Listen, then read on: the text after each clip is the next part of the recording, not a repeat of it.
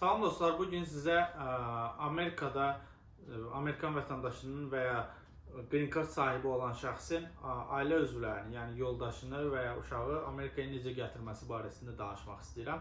İlk öncə sizə deyim ki, bunun əsas şərti, yəni yoldaşınızın Amerikaya gətirmək dediyim, yəni Amerikada işləyib, Amerikada yaşama, işləmə hüququ qazana bilməsi üçün olunan prosesdən gedir. Yəni turist kimi gəlməsini, yəni gedib səfirlikdən vizasını alıb gələ bilər. Yəni bu adi haldır. Amma mən sizin yoldaşınızın Amerikaya necə gətirməsi barəsində video çəkmək istəyirəm. Bunun üçün əsas şərt sizin yəni hər hansı bir ya da ki kimsə buna prosesə başvurursa, onun Amerika vətəndaşı və ya Amerikada daimi yaşama hüququ olması, yəni Green Card sahibi olması lazımdır. Yəni başqa bir şərti yoxdur. Əsas bu şərtdir. Yəni proses buradan başlayır. Yəni sizin Amerikada hər hansı bir başqa statusunuz varsa, yəni Amerikada iş icazəm var, Amerikada işləyə bilərəm, Green Card'ım yoxdur, amma elə gətirə bilməzsiniz. Sırf sizin Amerika vətəndaşı olması, yəni yoldaşınızın kimi gətirəcəksinizsə, həmin gətirməyə başvuran adamın Amerika vətəndaşı olması lazımdır, ya da ki Green Card sahibi olması lazımdır. Vətəndaşlığı qoya bir kənara, Green Card sahibi olanlar üçün danışıram. Eyni prosesdir zaten.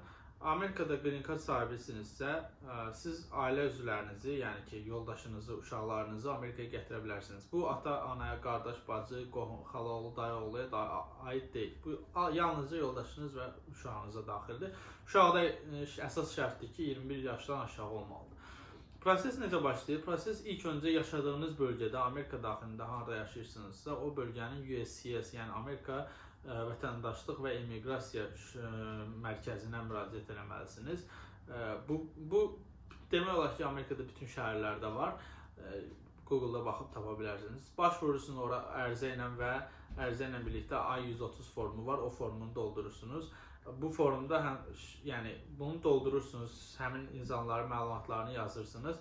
USCIS mərkəzində onlar da yoxlayıb, yəni prosesi əlavə sənəd lazımdırsa sizə məktubla ya da ki e-maillə göndərirlər. Sizdən tələb edilən sənədlər başvurduqdan sonra USCIS öz növbəsində sənədləri göndərir NVC-yə, yəni National Visa Center-a, yəni Milli Viza Mərkəzinə belə deyək.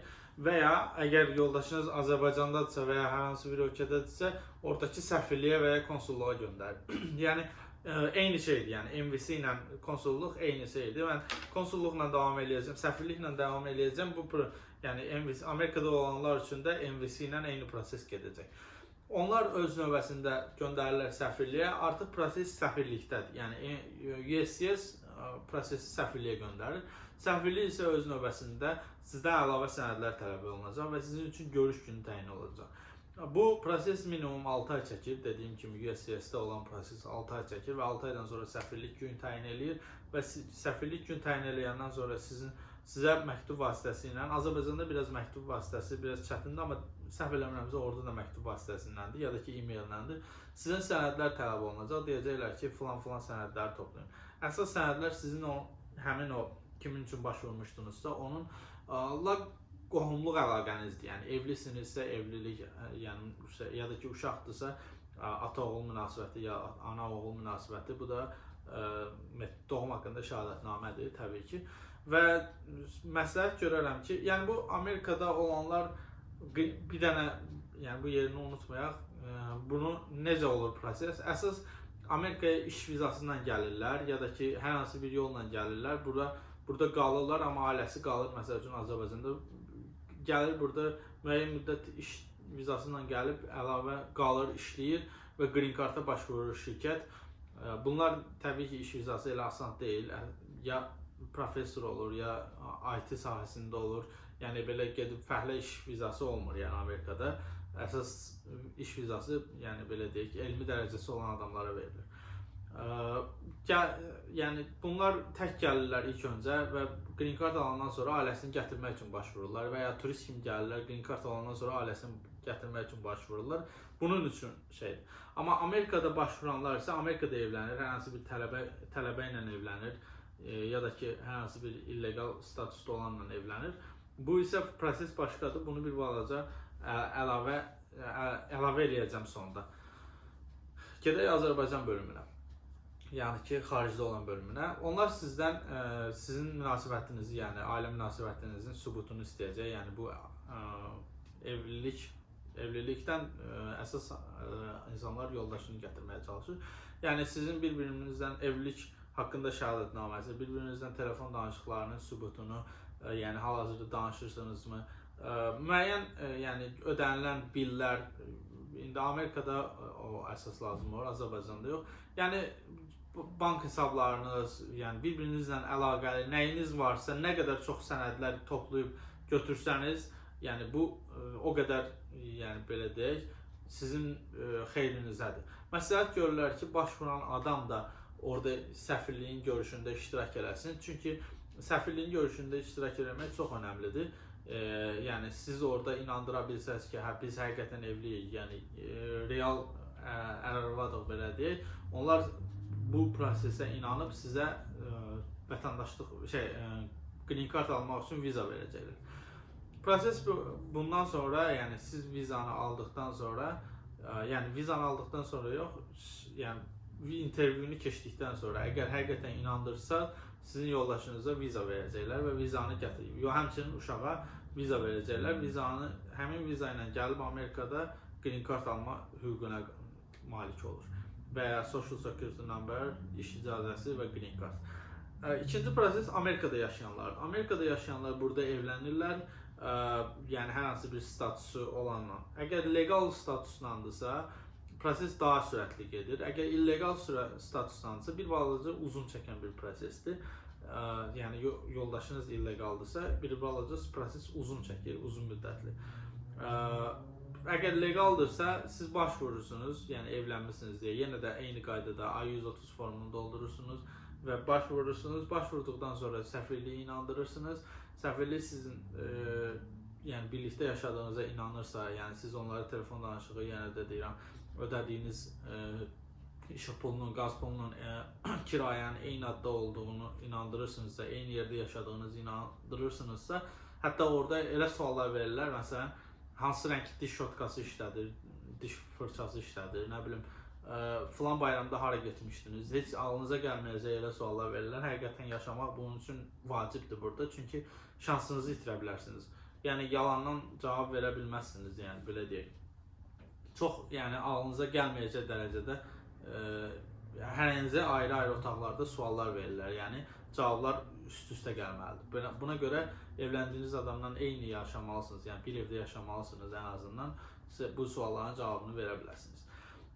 Və yenə də inandırsanız, sizə 6 aylıq, 6 aylıq yox, 6 ay ərzində sizə iş icazəsi verirlər, social verirlər və sonra əgər siz 2 ildən az müddətdə başvurursunuzsa, yəni 2 il evlisiniz, məsələn 2 il bundan əvvəl evlənmişsiniz, yəni 1 il əvvəl evlənmişsiniz, indi başvurursunuzsa, yəni 2 ildən az müddət vurursunuzsa, sizə green card 2 illik verilir.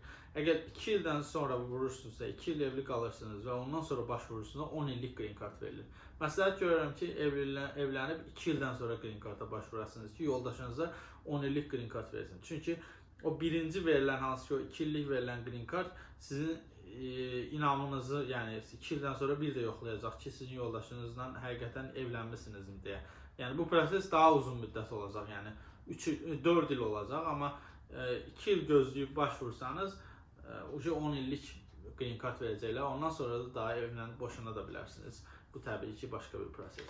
Keçək Azərbaycan tərəfini də bir balaca izah edeyim. O hansı ki, Azərbaycan tərəfində başvurursunuz vizaya, orada bir şey unutdum. Vizaya başvurduqda green card vizasına siz də yoldaşınızla və ya uşaqla getsəniz, ikiniz vizada olsanız, yəni daha inandırıcı olar, ona görə demək istəyirdim. Və sizə sarı zərf veriləcək, hansı ki green card qaliblərinə verilən zərfdir. Bu zərfi gəldirib gömrükdə gömrük əməkdaşlarına verəcəksiniz və gömrük əməkdaşları da faylı doldurub yenə də immiqrasiya mərkəzinə, USCIS-ə göndərəcək. Onlar sizə green card'ı maillə evə göndərəcək, yəni hansı ki bir plastik kart göndərəcəklər. Kağızı verirsiniz, plastik kart alırsınız. Belə uşaqlar üçün də dediyim kimi 21 yaşdan aşağı uşaqlar green card ala bilər. Yəni green card üçün müraciət edə bilərsiniz. 21 yaşdan böyük uşağınız varsa, Bunun üçün müraciət edə bilməzsiniz. Bir də 21 yaşdan aşağı subay olması lazımdır. Evlidirsə yenə də müraciət edə bilməzsiniz. Amma bir dənə burada bir şey var ki, uşaqların, səhv eləmirəmsə Amerikada belə bir qurum var. Müdafiəsi, uşaqların müdafiəsi qanunu deyilən bir şey var. Çox güman bu, yəni özlərini idarə edə bilməyən, yəni valideynsiz idarə olunmayan uşaqlardır. Bunlar üçün amma bu qanun yəni 21 yaş limiti yoxdur, belə deyək. Bu qədər Amerikaya, yəni yoldaşınızı və ya uşağı gətirməsi barəsində videom bundan ibarət idi. Yəni bu barədə çoxlu suallar var idi. Güman edirəm ki, bütün sualları cavabladım. Əgər əlavə sualınız varsa videonun altında rəyinizi bildirə bilərsiniz, oradan da cavablayacağam. Və açıqlama bölümündə də daha detallı linklər və daha detallı yəni məlumatlar qoyacağam. Çox sağ olun videonu izlədiyiniz üçün. Rahat olun. Əgər xoşunuza gəldisə bəyənməyi unutmayın, paylaşmağı unutmayın. Dostlarınız, tanışlarınızla da paylaşa bilərsiniz videonu. Həmçinin abunə olmaq da pulsuzdur, yəni yoxlaya bilərsiniz. Çox sağ olun.